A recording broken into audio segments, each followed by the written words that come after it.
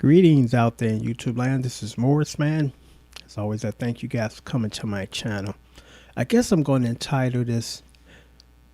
What am I going to entitle this?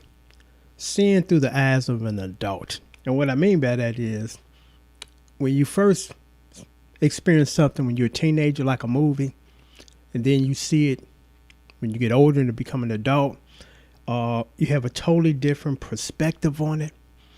And a good example of that is me and my wife was watching Saturday Night Fever. Yes, the name was John Travolta. And I forgot what cable channel, but it showed the uncut version. And I've seen the uncut version when I first went to the movies to see it. I think it came out in the late 70s, and I was in high school.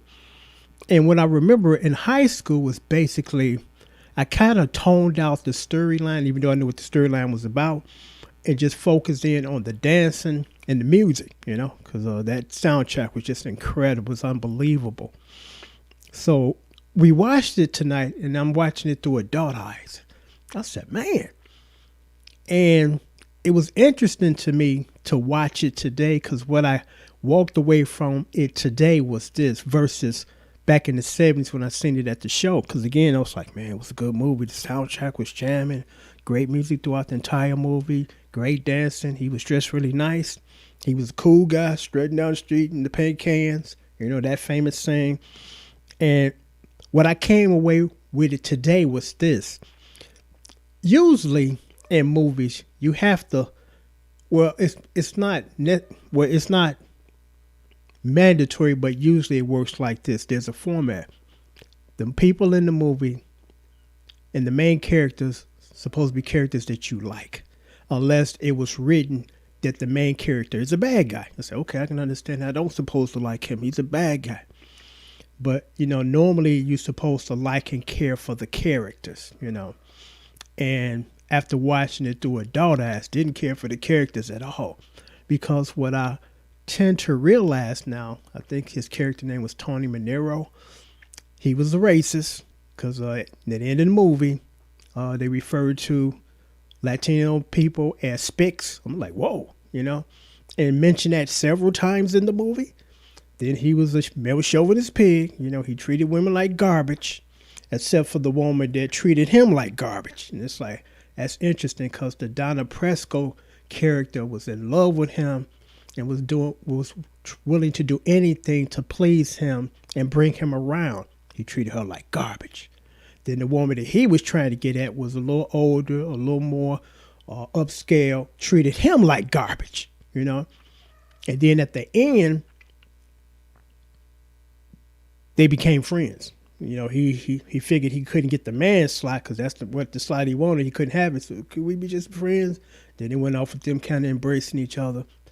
And I said, man, because I'm like, if I would have written that movie, the ending's supposed to have been kind of him at this point in his life trying to redeem himself because he knew he'd been a jerk the entire movie.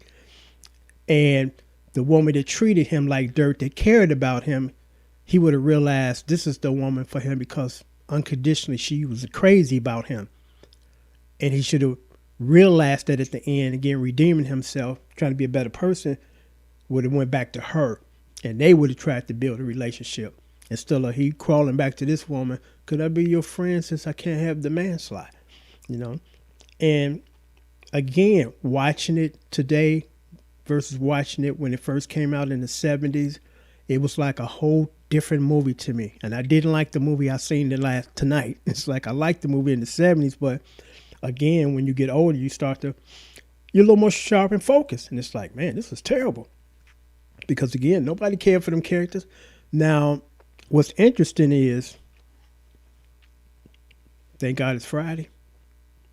When it first came out around the 70s, around the time of Saturday Night Fever, and I watched this recently, I still got that same good vibe. There was nothing in that movie that watching it again 30 years later, I missed or I didn't pick up on. It was just a good, solid, feel-good, dancing, great music, great dancing movie through and through. There was nothing about, again, thank God it's Friday, that I watched, recently to say, man, I didn't catch that back then. And this is terrible. But Saturday Night Fever, it's awful. It's like, again, it was great music, great dancing. You know, he looked good. He did a good job of the choreography or the dancing, but character was not likable at all. You know, there were other scenes when she was trying to make it with him, and they in the back seat, going at it, and then he asked her, was she, fixed? Was she on the pill? She's no. And he's like, what about any kind of protection? She said, no, I love you. And then he got off for her and said this line. It's like, man, really? They really treated women bad in that movie, because after he got off her and knew he wasn't trying to go up in her and get her pregnant, or you can just give me a blowjob. I'm like, so it's just about you. It's like, wow. And then the scene that she was still trying to get his attention and make him jealous when he's chasing this other woman again that's treating him like dirt. And she made it with his friends in the backseat.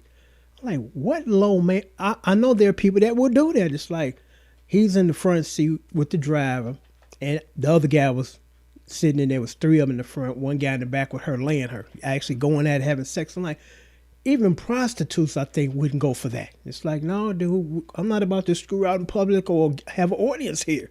And one got up off her, and then the other guy got in the back seat. It's like, man, really? Y'all gonna treat this woman like this?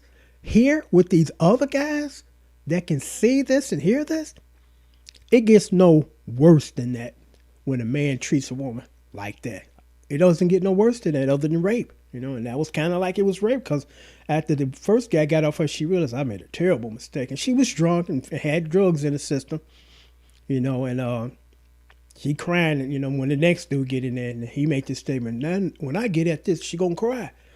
And it's like they had no regards or no respect for her at all. I'm like, man, this was a terrible movie.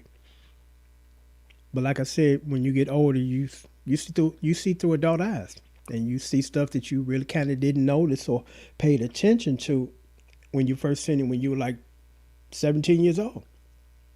But I just thought I would post this video because I'm like, do you guys feel this way or experience this when you have, and it don't have to be Saturday Night Live, Saturday Night Fever, any movie that you seen when you was a teenager or a child, and when you seen it as an adult, you got a whole different perspective, and it wasn't a good one? Wasn't a good one at all. Leave your comments down here because I would love to hear that. Because I'm sure I'm not the only one, that have experienced this to say, man, now I know what this was really about, and this was awful, But, I mean, they all gave great performances. It wasn't that they gave bad performances, but it's funny, too, because I think they supposed to have been shortly out of high school. They trying to figure out what they're going to do with their life, so I'm saying they supposed to be 19. Them guys look a bit of 30. It's like, come on now. Because again, that's when you see it, something later, you pick up a little more sharpness about, the details you miss. I'm like, these dudes like they could be 30 years old and they supposed to be 19. It's like, come on now. That was unrealistic, But I'm going to sign off now. I just thought I would post this video. And leave your comments down here. Let me know if there's a movie or TV show that you look back on now. It's like, that was terrible. But I was too young to realize it was terrible. Till next time, take care.